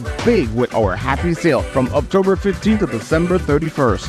Builders Hardware in Belmopan. This is your happy place. We think our customers are awesome!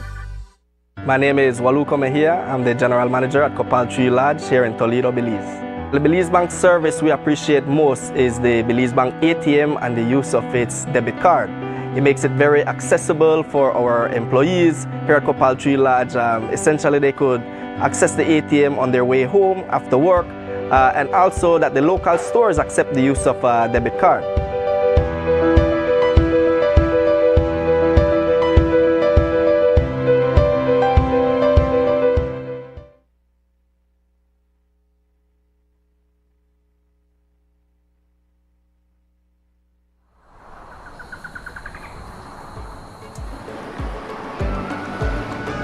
In Belize, diversity is our strength. From the vibrant streets of Corozal to the serene beauty of Punta Gorda, and from the charming town of Benque to the breathtaking views of Half Moon Key. We are a tapestry of cultures, traditions, and perspectives. But amidst our differences, there's one thing that unites us all, that defines the essence of Belizean identity. Our love for this land and sea we call home. Our Belize Barrier Reef is more than just a natural wonder.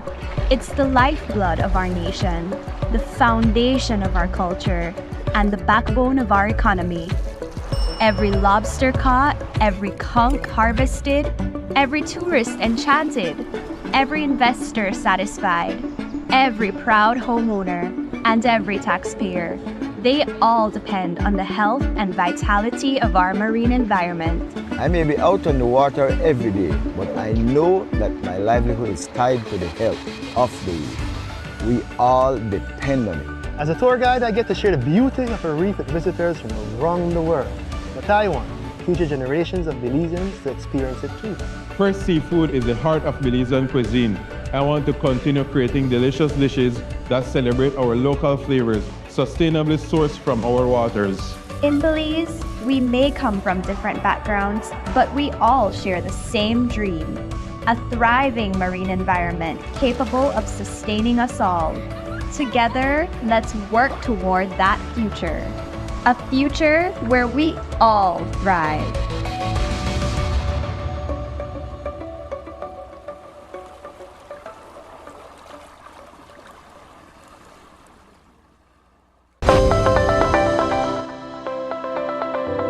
Upcoming enhancements to My Social Security.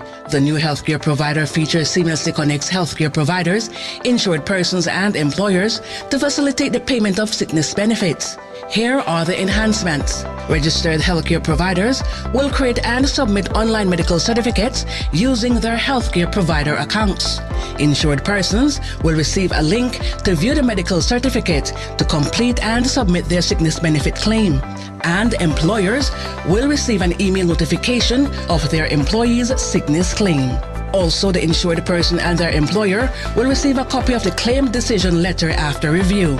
Healthcare providers, insured persons, and employers are encouraged to create a portal account to access and benefit from these new services on My Social Security at ssbportal.org.bz. My Social Security online portal. Social Security at your fingertips.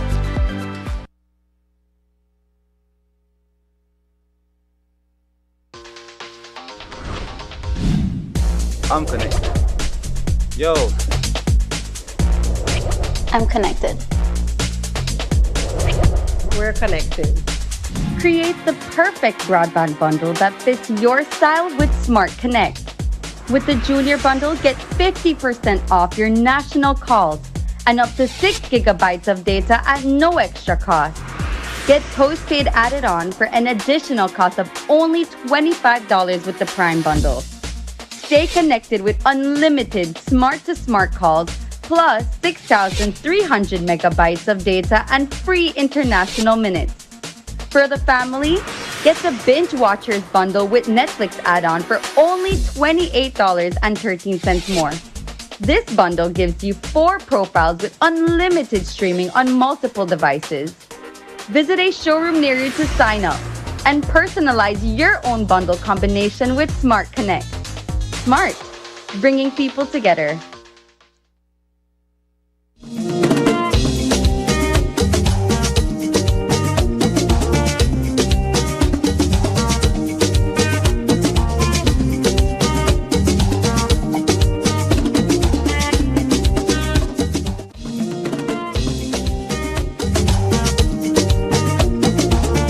Back to Open Your Eyes. We are joined by Chef Ainsley for our final segment of our Garifuna Settlement Day celebrations here at OIE.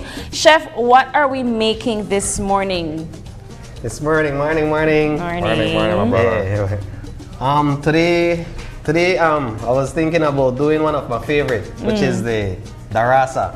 Darasa. And then also, I got everything for the darasa, but while I stirring here, I just say, you know what, we can do it bundiga. So basically now, I just change it up. You could do the two stuff there with the one ingredient, banana. Okay. So with the darasa, the grated banana, with the green banana. Yeah, the green banana. Yeah, grated with your coconut milk, your colancho, your onion, your garlic, and you wrap it up in the waha leaf, and then you boil it, you know. All right. So what we gonna start with first? So now I do the darasa.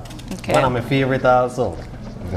Okay. What do you start with? So with that, I start off with green banana. Everybody doing hudut, so you know, I just say, yo, you know, we don't only got different. Yeah, I mean, I hope you may bring some sahau for me. Well, I gotta prepare too. You know, that one of my favorite also again. So everybody, hudut, you know, you got different Garifuna food, like what I mentioned, you know, you got tapo, you got hudut. You got tikini tapo, you have darasa, you have I lost my train of thought. you have hudut, we don't mention that already. With no pigtail, right? That's how we get. No, cassava bread. Yeah, cassava bread for real. Yeah. Who do hudut with pigtail? Some people do, right? Oh my! Sorry, it's a very controversial. It's a very controversial thing, right? But some people do. I understand cultural assimilation, but some, you know, if you're not broke enough, not try to fix it. Yeah. I know. I know about ever since I know into that. I don't even eat pork neither, so you know. Yeah, but so we're sticking to the main traditional ingredients for today. Then make it worse. They add bailegi in there. Right. I think they try to turn it into like a boil up situation, which, you know, that's a separate dish for a separate time. Okay, so the grate had the green plants in. Yeah, well, the rate is so great. But it's interesting that you're using the metal grater as opposed to the actual eggy. The eggy that just for decoration today. We are there forever if we we are there forever with the eggy. that one there when my grandma deadlift and they say cherish it. So, wow. And I mean the stones are still intact and everything. Yeah. It's a nice eggy. What you know it eggy? Yeah. I know a word or two. I just not fluent like some people. All right. So then we Don't blame me. Then we got the fish also. We got galali. Yes, the snapper. I like jewfish, you know, but you know it's kind of hard to find right now, right? Yeah. I am gonna stir this again. Yeah. So this is something similar like a banana dumpling. Okay. So that is one of my favorite also. So you know, naked chicken gonna have a hudut sale tomorrow. Then also I'm gonna having a hudut eating contest. Yeah. Still got space, you know, shot at one person. Why you didn't look for me? One pound of plantain. One pound of plantain. Yeah, one pound of plantain. Contest. Yeah, sleep till the end of the week. You know, that what they say, if you try one bowl of hoodoo, you don't coma for the rest of the afternoon. But why? It's gotta be fun, man. It's just female, you know. Yeah. Listen, the last time I saw a eating contest was a Takari eating contest. Okay. And it was the smallest girl out of the bunch that she walked away with eat it. Everything, yes. And it's usually the same thing for the hoodoo eating contest. At least the ones that I've seen Sheffians they pull off on Mahogany Street, right? It's always the most unassuming person who ends up eating the most. I mean, I could have a whole bowl of hoodoo by myself. All right, so continue describing the process first. All right, so you just grated the plantain. Yeah, so this is how it look. Okay. So out of this you can make the cedar rasa. Real old school salt and pepper to taste. No lot of antiques in it, cause you know when they were just to get go the complete season and all those stuff. So they keep it simple. Wow. Okay. So now I'd like you to mix this up for me and then we drop it in like, you know, like a little... You want me to mix it? Yeah. Get involved in this kitchen and, you know... Tell us, Annie, get involved. I'm the quiet observer. I know mine. So with this, you want I just drop it in? Yeah, scoop by scoop. Okay. And that right there, so, you know, so you can drop that into that one cook too. Okay, and this the rasa. Bundiga. Yeah. Correct. Alright. So that's what we put together as one, you know. Chop up some cilantro, some garlic, you know. Already got some in the coconut milk already, so. Alright. Yeah, so that's what we put together as one. So that not take long neither, that take a couple minutes, hold the shape. In the meantime, we're gonna fry a nice. And what you have in the pot that was boiling? Coconut milk. Coconut milk. Alright. Freshly grated, nothing from a pack. even that they're using now to make the hudud, to make the blasphemy. You have to use real coconut. They're no longer using the actual coconut like we see it here. They're using a pack. No. Yeah, they cut it short, man. But nobody want to grate again. When I make it the business, it takes time, you know. Everything I had a coconut, rice, beans, coconut milk. All right, so what are you frying up here? You can add some more. Add some more? Yeah. Space? Yeah, that we are sharing, me, you, and Sunny. Okay. And we got the calabash we are serving it, you know? Yes, with the glass of... I know when you come here, you have to bring the whole, all the antiques. With the glass of lime juice out of Kahela. Okay then. Real old school. Real old school indeed. All right. Okay, that's everything. Yeah. All the pieces in there. Yeah, so now you just left that right there. Yeah. That pick up and get the body out, and then you know that's what take off right there. Okay, so you're the fryer. All right, we're doing the fish now. Yeah, so now we're gonna start off and doing our fish. Already seasoned, salt and black pepper to taste. Okay. You know? Fried fish. Yeah, fried fish. So this service fried fish, you know, the darasa, one of my favorite. We go with stew chicken also. Nice. Yeah. So I know you say you have your hudud eating contest tomorrow, but you're also going to be at the Ministry of Health show tonight. Yep. Talk about that. Where can find? Yeah, so that's our new show where they come up with the Ministry of Health, you know, promoting healthy food, you know, and I love it. In the kitchen. In your kitchen. In your kitchen. Yes. So you see, with that right there, you know, I do a lot of healthy stuff on my kitchen also, because, you know, that's the way to go forward right now. So, you know, if we could do stuff without, you know, adding a lot of salt, no lot of, you know, like things whereby good for the body, you know, like more grilling, more steam, you know, so daytime now that's something good to try, you know. So the show is very nice. We're gonna show tonight. The first the premieres tonight. Yeah, the premieres tonight, yeah. I noticed you all will be having like some nutritionists and so on the show, talking about the nutrition value of the food that you guys are cooking. And I know you always cook with your raw ingredients here, like you said, with no pack. No, and stuff like that. It's all fresh. Fresh ingredients. Everything are fresh ingredients to that. I could ask you make pan the show. What time? Pan the show. The first show will be on 19 show. We do on saho, and we use soy milk. Okay. You know, and they tie now that less coconut, you know, just for the healthy lovers, right? So now, you know, if you could still try that without no lot of coconut milk and thing, right? Okay, Interesting. First time I'm hearing of a saho Me without too. coconut. Me too. It's you different. live and you learn, right? It's different. Well, I mean, I have to the practice, you know, because at the end of the day, you know, I never do it that way neither. Yeah. So, Chef, talk to us about how long you've been doing this in terms of not only being a well-known chef for other cuisines, but doing Garifuna food. Doing Garifuna food from I start cooking when I was at the Radisson, you know, I was one of the Garifuna, and I always got that as one of my special also, because I always like to tell people, you know, when you call for the tourists there, when they come to Belize, they don't want to eat no pizza, no filet mignon, and no scallop potato. They left that behind. Yeah. Could have Belize, could try, you know, with caldo, with escabeche, with black dinner, with kong soup, with cold food soup. But I always recommend my Garifuna food, you know, and that's one of the things where I do a lot, you know, because I do like cassava hash brown, you know. I just try to do a little twist to it, man, you know.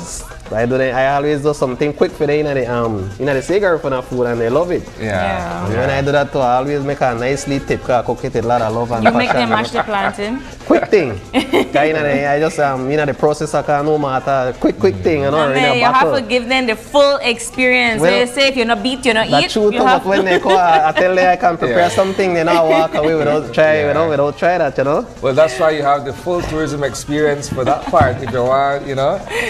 You head on down to one of the village there and you go down to Hopkins. Yeah. But I mean, I love to cook it, man. I love to cook Garifuna food. That is one of my favorite also, like what I mentioned, you know. So I always stay with cassava bread, you know. So I got most people come to Belize right now and they stop at Naked Chicken. They get it because, you know, they know that the chef not turn that down, because he has to light up his stove and prepare that. I mean, you're like a everything. prodigy when it comes to this type of cooking, and I always try find your menu, and I always end up to find it, I leave it too late. Right? So, and then you always sold out. What he's good at is improvising, right? Yes. If anything else, from as long as I've known my brother chef, he always throws something in there, remix the whole flavor. True.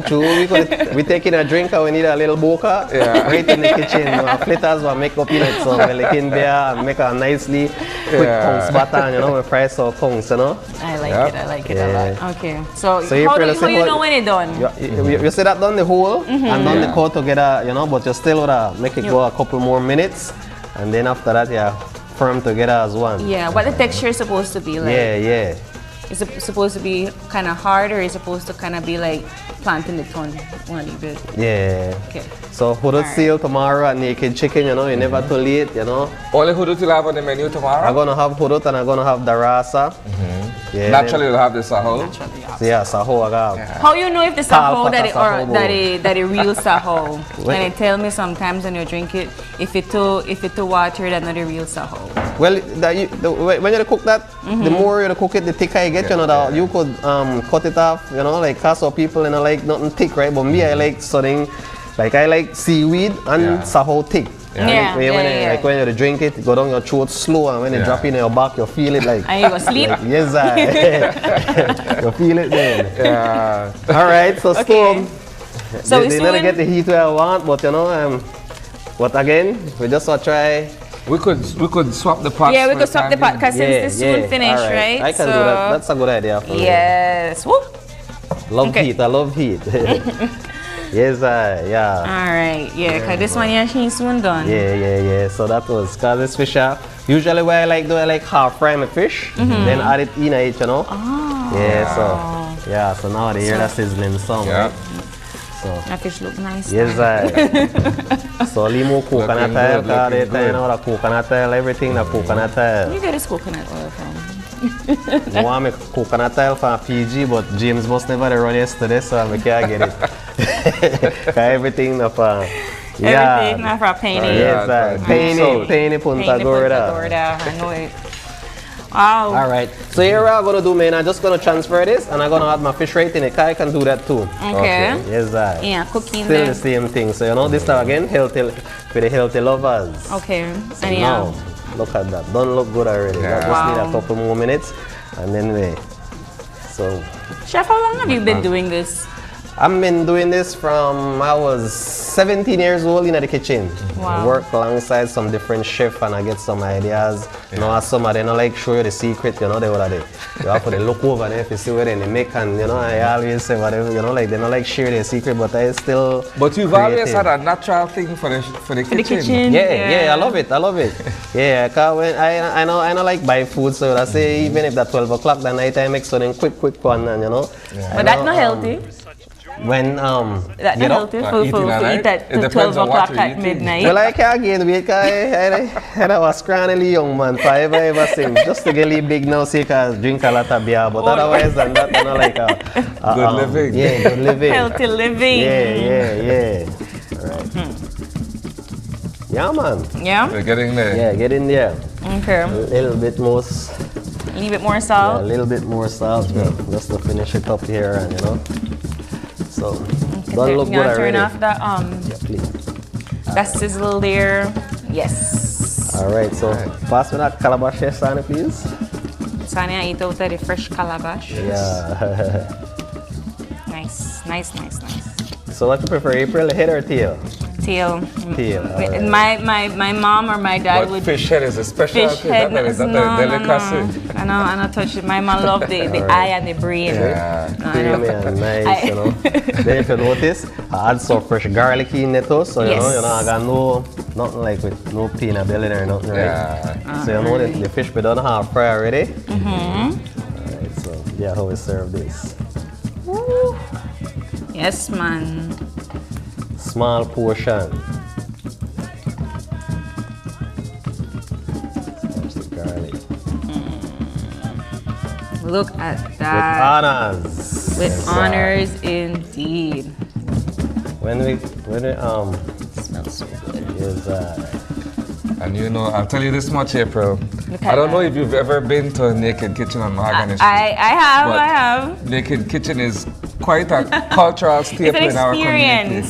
Again, I say for big up Leakai because it's right in the middle of Leakai, right? Ooh, look at that. Look at that.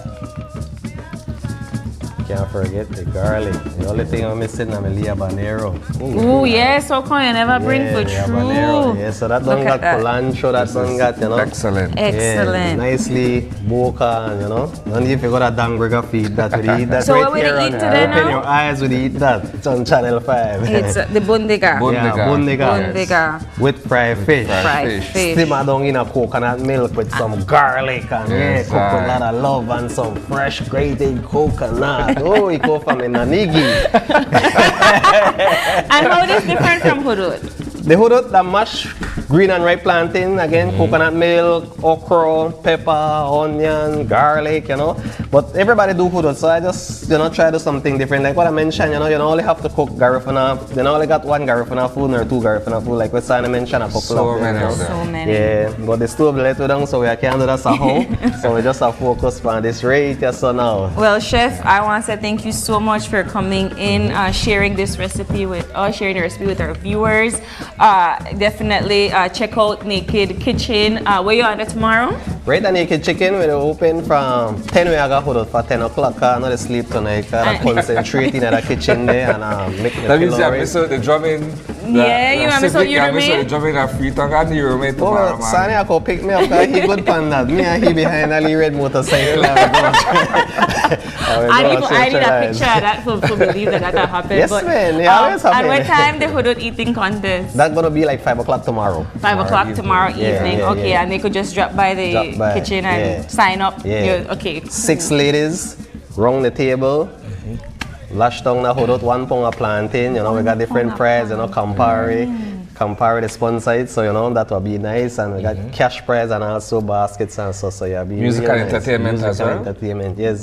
Wonderful, Chef. It's Thank the you. time at the auto where I get down a punta. Well, you never take much to make you get down this morning. real. Well, tomorrow that barefoot for the ground, right? Yes, so with my straw hat, I can't bring I may just ask you where your straw hat there. The straw hat made out of the coconut straw, right? Yes. Can't have it no other way. I appreciate it, Chef. Thank you so much for dropping by. Thank you for the coconut. And we're going to see you tomorrow? Yeah. All right. And that does it for our Garifuna Day celebrations here at Open Your Eyes. I want to thank all of our guests for tuning in, for coming in this morning, sharing Garifuna history, music, dance, and food. And of course, thank you to the viewers for joining us and starting your morning here with us at Open Your Eyes. It is November 18th. Yes. And if it is your birthday today, we want to say a happy birthday to you from all of us here at Open Your Eyes. And if you have a birthday shout out or just a question or a comment, drop us a line right here at oie@channel5belize.com. You can also catch our live stream on Facebook at Open Your Eyes BZ and all of our highlights on Instagram at oie.belize. And of course, do us a favor and join us again on Wednesday, November 20th, when you open your eyes. To start your morning right. Be sure to keep your eyes, your mind, and your hearts open. We'll see you soon, Believe. Have a wonderful holiday and happy Garifuna Settlement Day. Yes. Ayo! Ayo!